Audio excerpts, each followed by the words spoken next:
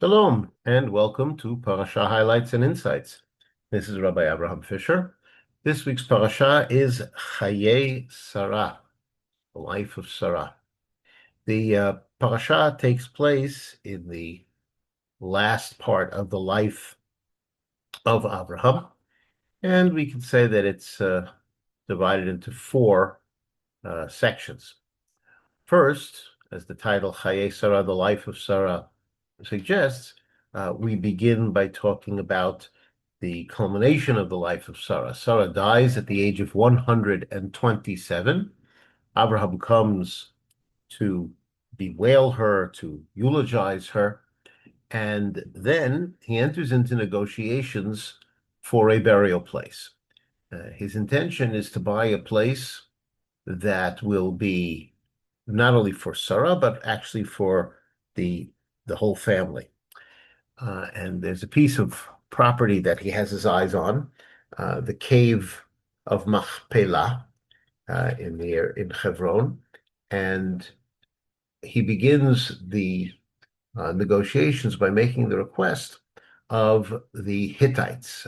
This type of negotiation apparently can't just take place in the presence of the owner of the land, but actually in the presence of an entire council, kind of a lands registry. And his request is to buy the cave of Machpelah that is in the property of one Ephron. Ephron, once again, in the presence of all of the members of this council, offers the cave of Machpelah for free. Abraham, however, insists on paying the full price. They go back and forth, but it's very clear that Ephron has a price in mind, and so he purchases this piece of land, the cave of Machpelah and the surrounding field, and he he does so by paying the proper price using coins that would be acceptable to everyone. And once that is the case, once he has purchased the land, then the land becomes the permanent property of Abraham's family. It is then and only then that he can bury his wife Sarah. So she becomes the first of the people who is buried in the cave of Machpelah. The second part of the parasha, which is the longest part of the parasha, might be entitled Finding a Wife for Yitzchak. Abraham is old, he's very wealthy, but Yitzchak is as yet unmarried. And so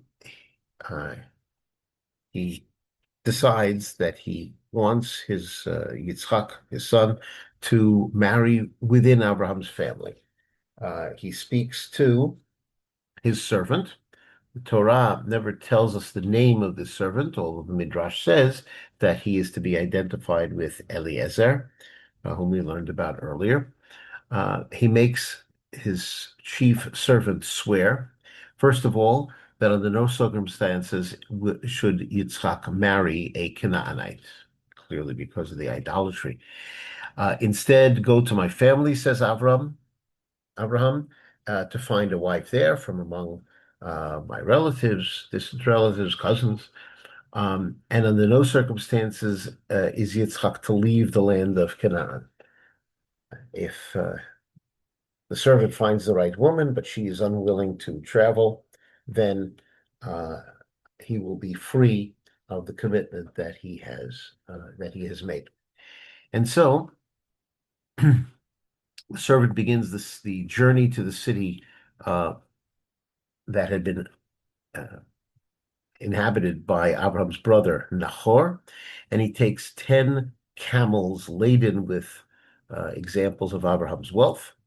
And when he comes to the well, seeing that there are young women, presumably all available to get married, going out to draw water before it gets completely dark, he prays, and he starts off he starts off with a prayer saying that Hashem should please help him find the right woman.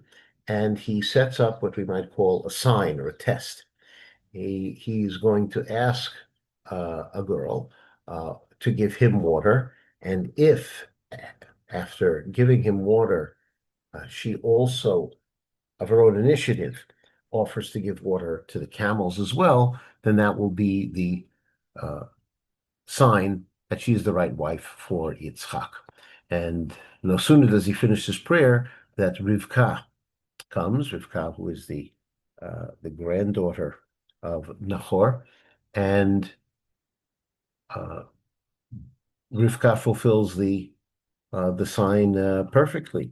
She's there to draw water. He asks her for water and she gives, and she offers to also give water to the camels, and she does so, and that's a tremendous effort. She has to keep going down to the well, filling up the jug, emptying it into the watering trough multiple times. We're talking about 10 camels here, and camels can drink a great deal.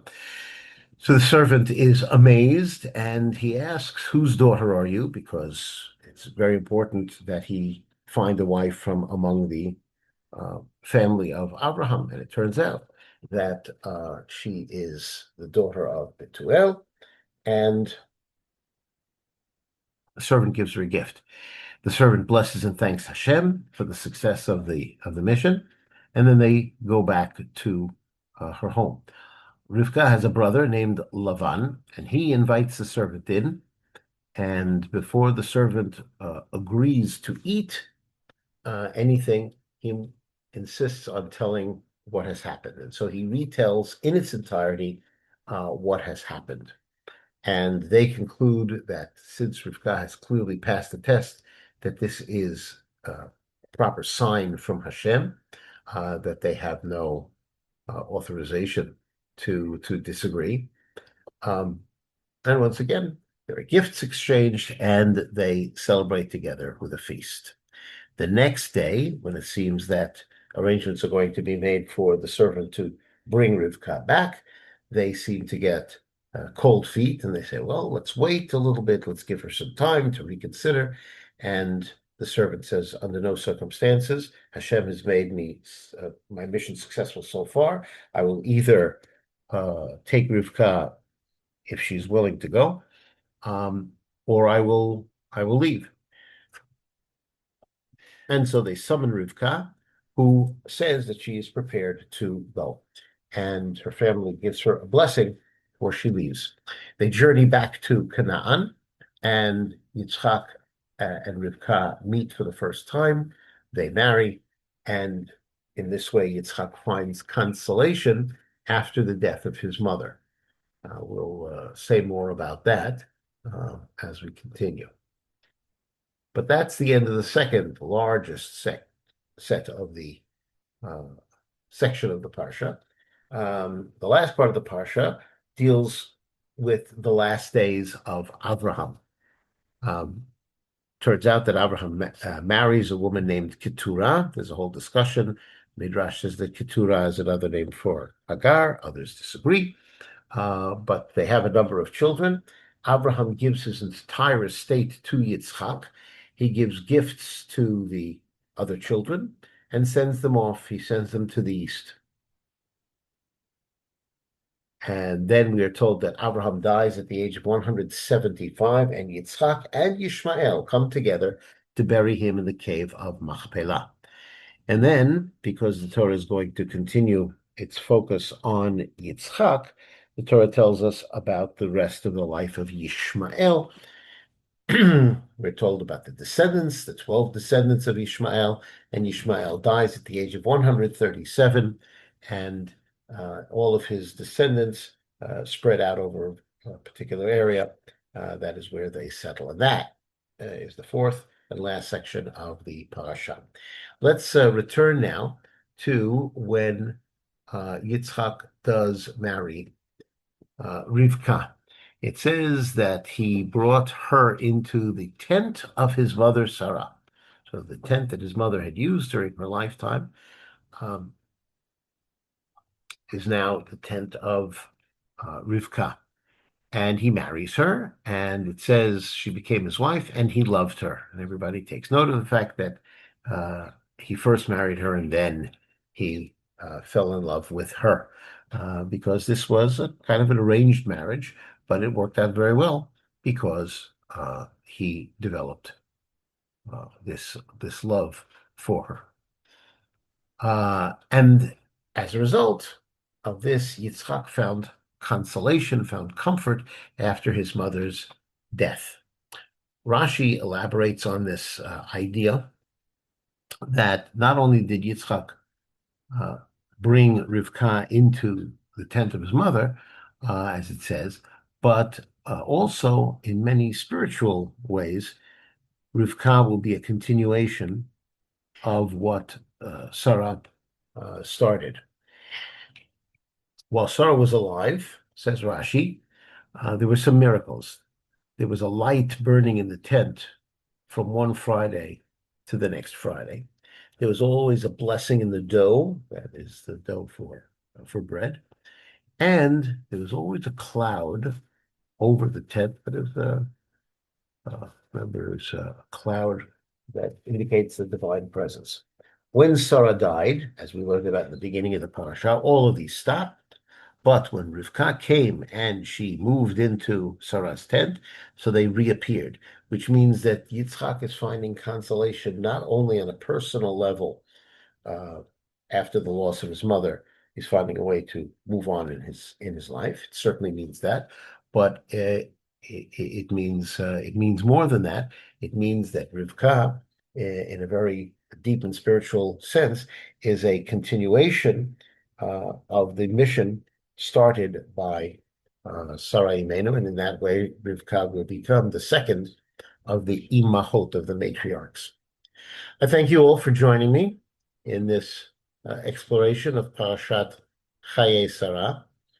This has been Rabbi Abraham Fischer for Parasha Highlights and Insights, saying Shalom.